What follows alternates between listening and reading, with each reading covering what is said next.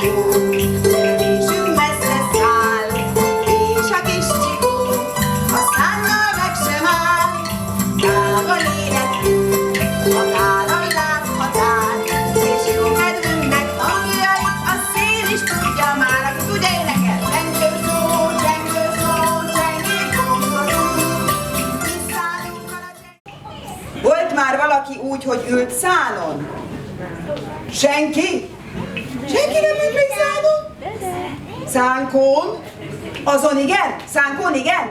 Jó, na most jön a nehéz kérdés. Hogyha a szán jobbra kanyarodik, akkor te merre dőlsz? Magadnak? Balra. Tudod jó? Most viszont balra dől a szán, akkor jobbra. Nagyszerű. Jó énekel!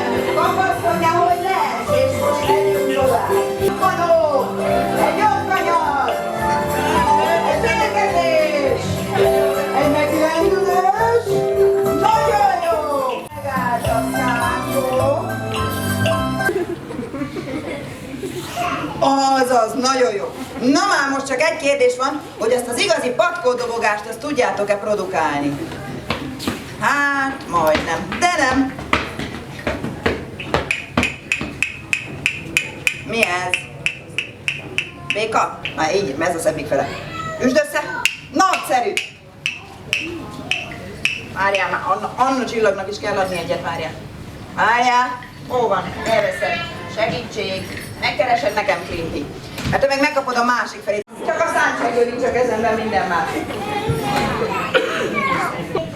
Nem létezik, vetész már ilyeneket, hogy ne léteznek. Én létezem? Létezem, látod, hogy itt vagyok. Csücs vissza a helyetekre, és...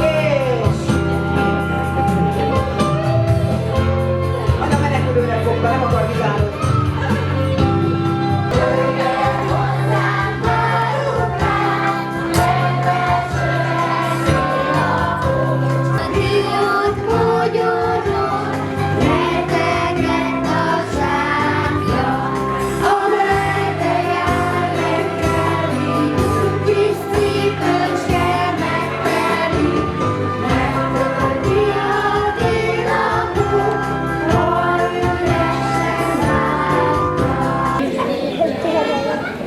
És még egyszer.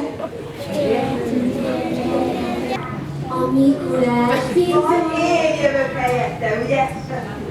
Csiga-viga gyerek, csiga házam ide, ha nem van ezt egy nálad. Mondjuk nem csodálom, ugye megállapított. Nem én vagyok. Sikerült!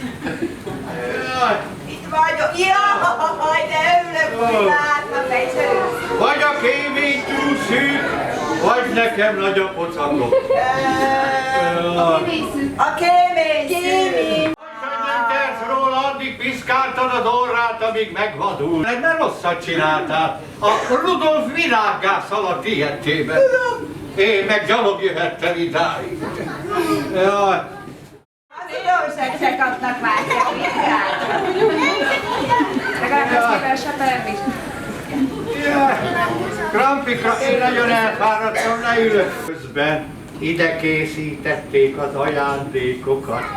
Igen, de az mind az enyém. Meg az enyém. Meg a tiéd. Meg a tiéd. Ehem. És akkor a gyerekeknek? Hát ők nem érdemlik meg. Csak ide. Nem, a másik. Úgy értem, itt vagyok már jó.